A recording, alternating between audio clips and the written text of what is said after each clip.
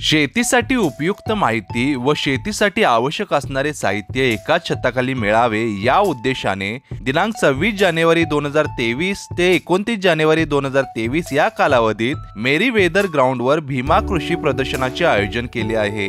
या प्रदर्शनात जवळजवळ 250 जनावरे सहभागी होणार असून त्यामध्ये 12 कोटींचा बादशाह रेडा व 31 लिटर दूध देणारी बिजली म्हैस आकर्षण असणार आहे।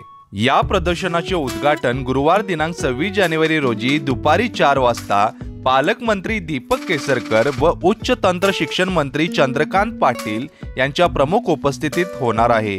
दिनांक 28 जानेवारी रोजी केंद्रीय मंत्री नितीन गडकरी उपस्थित असणार आहेत आणि प्रदर्शनामध्ये 400 पेक्षा अधिक स्टॉल्सचा समावेश आहे। भागीरथी महिला बचत गटाच्या वतीने महिला बचत गटांना मोफत स्टॉल्स देण्यात येणार आहेत आणि हे प्रदर्शन पाहण्यासाठी येणाऱ्या नागरिकांकरिता मोफत झुणका भाकर देण्यात येणार असल्याचे खासदार धनंजय महाडिक यांनी सांगितले आहे।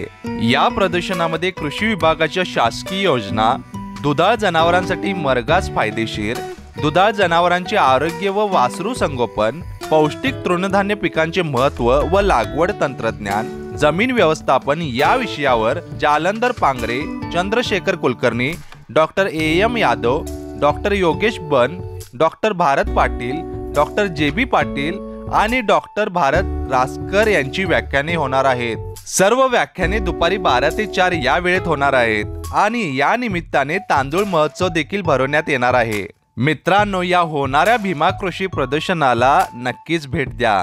तुम्हाला जर ही माहिती आवडली असेल तर या व्हिडिओला लाईक आणि शेअर करायला विसरू नका। धन्यवाद।